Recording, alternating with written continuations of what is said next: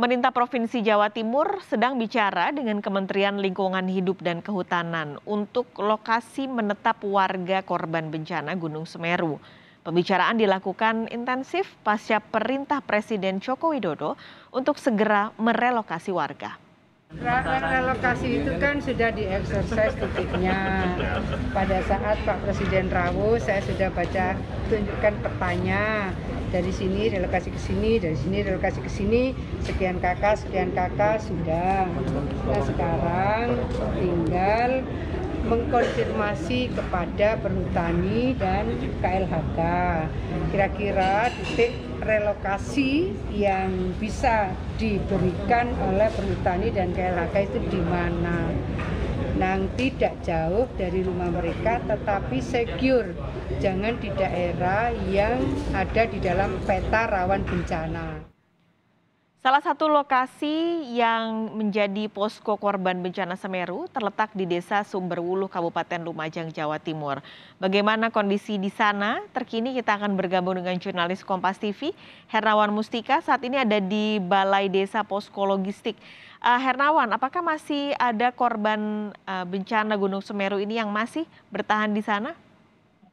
Ya, selamat siang Pak Sekali dan juga saudara, bisa saya laporkan bahwa di posko kantor Desa Sumberwuluh, Kecamatan Candipuro, Lumajang, saat ini hanya ditempati oleh sejumlah relawan dan perangkat desa. Sedangkan pengungsi sudah ditempatkan di sejumlah posko pengungsian, baik di Kecamatan Candipuro maupun di kantor desa lainnya. Memang terlihat aktivitas pengungsi yang datang ke kantor desa itu untuk mengambil bantuan atau kebutuhan pangan yang telah diatur sedemikian rupa oleh pihak desa sehingga tidak terjadi kerumunan atau pengelompokan. Pengelompokan ini berdasarkan rukun tetangga atau kampung yang dilakukan langsung oleh kepala desa sehingga juga sebagai antisipasi adanya warga yang mengambil lebih dari satu kali Pak Sekali. Lalu bagaimana sistem alur distribusinya supaya tidak terjadi hal yang tidak diinginkan seperti tadi dan tentunya supaya distribusinya merata dan baik kepada seluruh pengungsi? Ya, alur distribusi yang dilakukan oleh pihak perangkat desa itu memang dikelompokkan berdasarkan kampung atau rukun tetangga dan juga dikelompokkan waktu yang sudah disepakati oleh sejumlah kelompok kampung yang sudah disosialisasikan dan sudah dirapatkan malam sebelumnya oleh kepala desa Pak Sekali. Oke, jadi sistemnya para pengungsi di tempat-tempat yang tersebar itu datang ke posko logistik di kantor Desa Sumberwuluh untuk mengambil bagi kebutuhan mereka di pengungsian, seperti itu? Ya, betul Pak Sekali. Karena hal itu juga sangat efektif.